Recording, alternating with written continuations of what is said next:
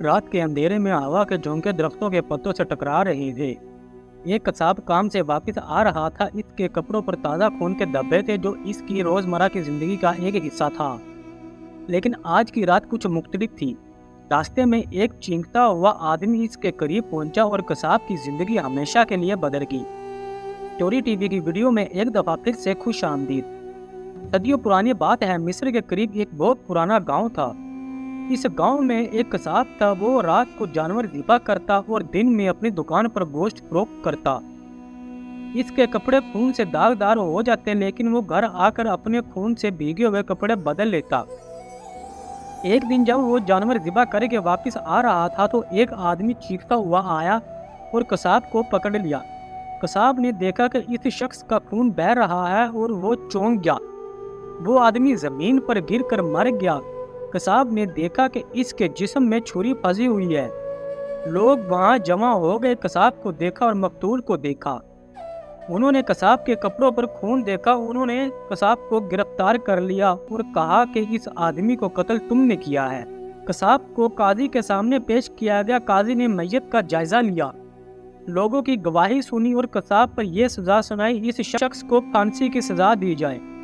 جب قصاب کو پھانسی کے لیے اجتماع میں لایا گیا تو اس کی آنکھوں سے آنسو جاری تھے۔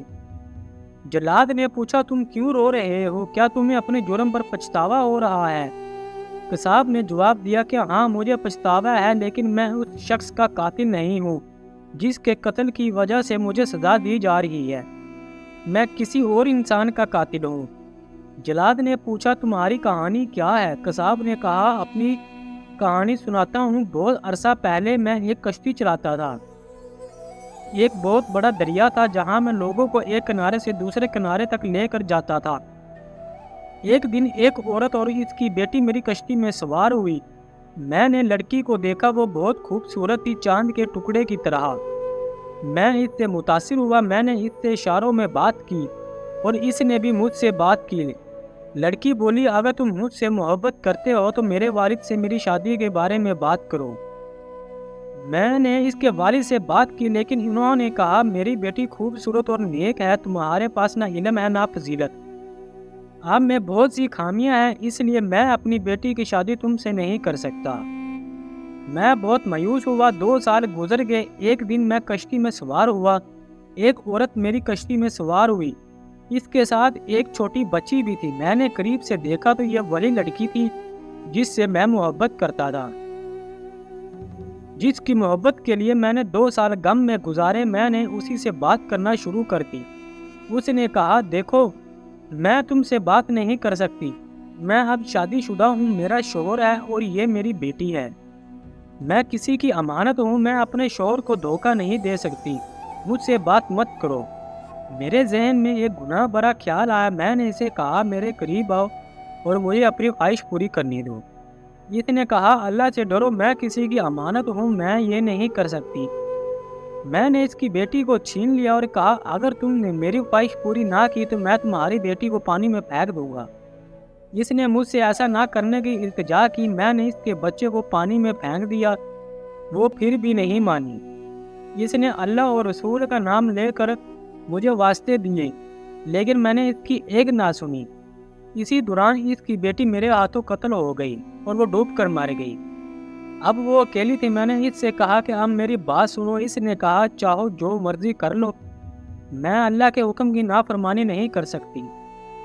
لیکن لڑکی اپنی بچی کے لیے روتی رہی۔ میں نے سوچا کہ اگر اس نے مجھ پر بچے کے قتل کا مقدمہ چلایا تو مجھے پھانسی دے دی جائے گی، اسی لیے مجھے اس لڑکی کو بھی قتل کر دینا چاہیے۔ اپنا جرم چھپانے کے لیے میں نے لڑکی کو قتل کر کے پانی میں پھینک دیا۔ میں نے اس ماں بیٹی کو 20 سال پہلے قتل کیا تھا۔ ڈر کے مارے میں نے کشتی کا کام چھوڑ دیا اور قصاب کا پیشہ اختیار کیا، لیکن اللہ کی لاٹھی بے آواز ہے۔ آج 20 سال کے بعد یہ واضح ہوا کہ میں بے قصور ہوں۔ میں نے اس شخص کو قتل نہیں کیا، بلکہ اس قتل کے بدلے میں آج اللہ تعالیٰ نے مجھے پھانسی کے تختے پر پہنچا دیا۔ یہ سچ ہے، اللہ کی لاٹھی بے آواز ہے۔ سب مل کر اللہ پاک سے دعا کرے گے، یہ پروردگار ہم سے دانستہ یا نہ دانستہ کوئی گناہ سرزد ہو جائے تو اس کی معافی مانگتے ہیں۔ بے شک تو بہت مہربان ہے، اور بخشنے والا ہے۔ قصاب کی کہانی ختم ہو گئی، لیکن اس کے آنسو اور ندامت کا احساس ہر سننے والے کے دل کو چھو گیا۔ یہ کہانی ہمیں یاد دلاتی ہے کہ ہر گناہ کی سزا ضروری ملتی ہے اور اللہ کی عدالت سے کوئی نہیں بچ سکتا۔ پوری کہانی سننے کے لیے آپ سب دوستوں کا بہت شکریہ۔ آپ کو یہ کہانی کیسی لگی پلیز کمنٹس میں اپنی رائے دیں، اور ہمارا channel story T V official کو سبسکرائب کریں اور بیل آئیکن کا بٹن دبائیں تاکہ ہر آنے والی نئی ویڈیو بآسانی آپ تک پہنچتی رہے۔